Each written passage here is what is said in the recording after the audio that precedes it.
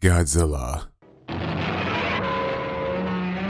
Godzilla was created in 1954, a terrifying reminder of the horrors left behind after the Second World War. Since then, Godzilla has been engraved into pop culture history in almost every possible way. The kaiju has been reimagined into everything from humanity's last hope, a creature of suffering wanting to die, and even an action hero in an ever-growing cinematic universe. And while the Godzilla films from Warner Bros. Have been fun with their bombastic spectacle and occasional beauty, its poorly written human characters, Godzilla being more of a noble protector and a gift to humanity, and even currently teaming up with King Kong to beat the brakes off another big monkey, Frieza and Geto would be proud. Filthy monkey.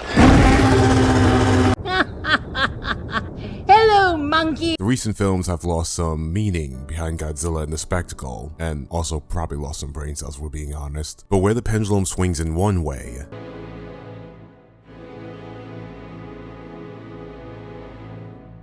it also swings in another. The brilliantly terrifying Shin Godzilla stripped away the glorification and heroics that many stories have given to Godzilla over the years, by showing Godzilla as less of an anti-hero with its own moral compass, and more so as a suffering creature that lacked any heroic or malicious intentions. It's not even a dinosaur here. Shin Godzilla is a simple sea creature that fed on too much toxic waste humanity dumped, and is now in constant pain, suffering, and lashing out because of that. It's a wounded, confused animal that's desperate for its pain to end, but there is no end in sight, only more pain. Its regenerative nature and its mutation prevents it from dying, prevents it from being put out of its misery.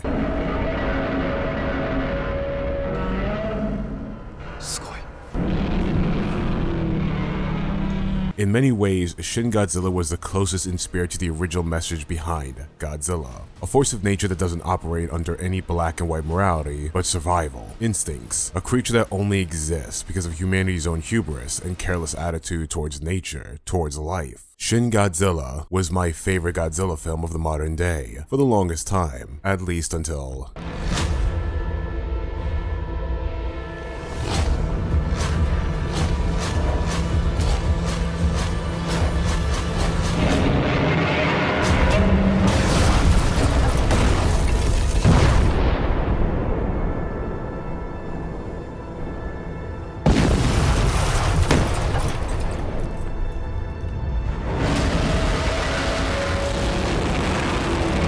Godzilla Minus One is a masterpiece, not just because it's breathtakingly beautiful on a budget of less than $15 million, which is incredible compared to Hollywood's bloated budgets of today, but because Godzilla Minus One captures the true meaning behind Godzilla. Godzilla is a threat to humanity due to humanity's own actions, and if the film just stopped there, showed us something similar to Shin Godzilla, humanity creating a monster and its horrifying rampage of destruction, that would have been great, that would have been enough. But what Godzilla Minus One does so well is bring this larger-than-life concept of Godzilla down to a more grounded, personal experience by showing us a universally understood perspective through its human characters. The suffering the human characters go through in this film is due to the actions they had no control over, forced to deal with the consequences the war brought onto them that they had no explicit part of. Even though the film is set in Japan after the devastation that was World War II, the film never tries to paint any one side that fought in the war as right or wrong, mostly because pointing fingers in the aftermath of a war does little for the victims of the war that were both impacted by what they were fighting against and who they were fighting for. A concept that is often lost these days is that we don't get to choose where we're born, what causes and ideals are forced onto us.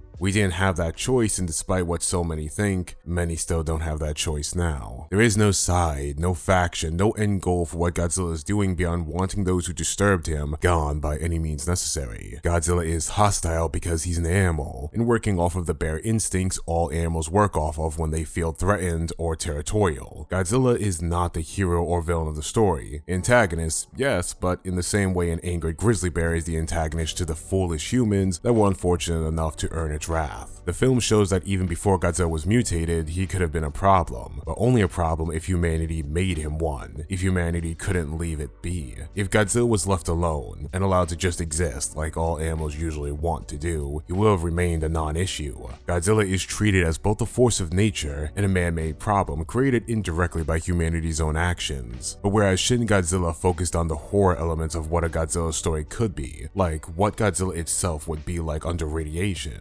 Godzilla Minus One focuses on the humanity of a Godzilla story, like making us care about the human characters. This isn't your plot armor carrying obnoxious studio attempts at forcing popular Hollywood actors into a blockbuster movie regardless of how they fit for the sake of a recognizable face. This is a human story about people trying to survive, trying to live. Despite almost everyone these days going to Godzilla movies for the sake of seeing a big lizard boy, you find yourself caring for the human characters and wanting them to be safe. Not just because they're the girl from Stranger Things, the guy from Breaking Bad, that guy from Game of Thrones, or whatever popular thing some executive saw late at night with an actor in it that they wanted in a new movie. You care about the human characters of a Godzilla Minus One for the simple reason that the film makes you care. We care because Godzilla Minus One takes its time to set up its primary characters, develop them not just as pawns to move the plot till we get to the big lizard boy, but actual layered people, just trying to get by, trying to do their best to live in a world that has been filled with so much pain. We watch a broken man find an equally broken woman, and a child that belongs to neither of them start their own little found family, a family that grows with friends, allies, and love. We watch as despite the fear and paranoia, they all attempt to live a life with each other, because with or without Godzilla, the world is a harsh place to survive in, and we all need someone to help us get through it. That's what makes the threat of Godzilla something to fear and fight against. As hauntingly beautiful as this monster of destruction is, we don't want these people to die because we care about them. We've seen how they love each other, seen how they've built each other up, and know that without each other, they'd be lost. The film's focus isn't on the spectacle of Godzilla, or even the horror of the creature, both of which this film showcases expertly well, but our focus is on the victims of Godzilla, and the events that led them to be victims of the world even before Godzilla's destruction.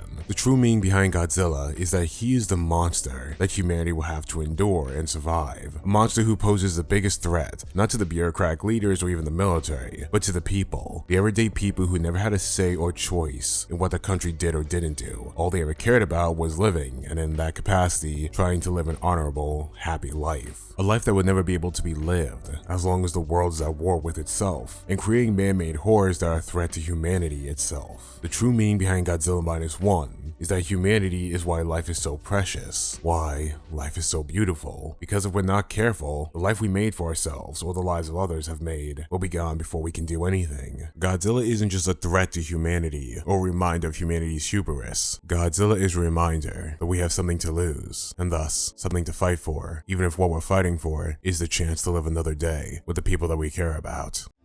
とてもどえらい恐怖が襲ってくる絶望感に彩られた映画ができたと思ってます。おそらく劇場でいい音と巨大なスクリーンで体験していただくのが一番いい映画だと思いますので、ぜひ劇場に行って体感していただきたいなと思ってます。Godzilla Minus Oneよろしくお願いします。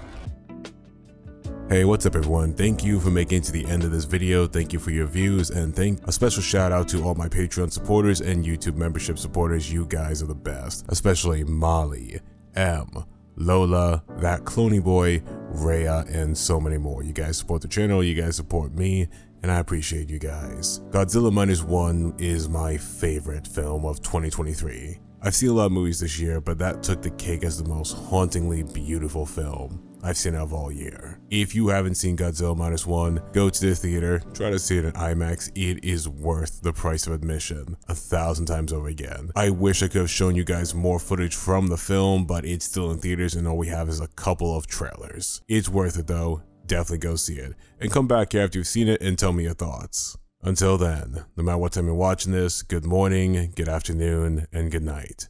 I'll see you guys for the next video.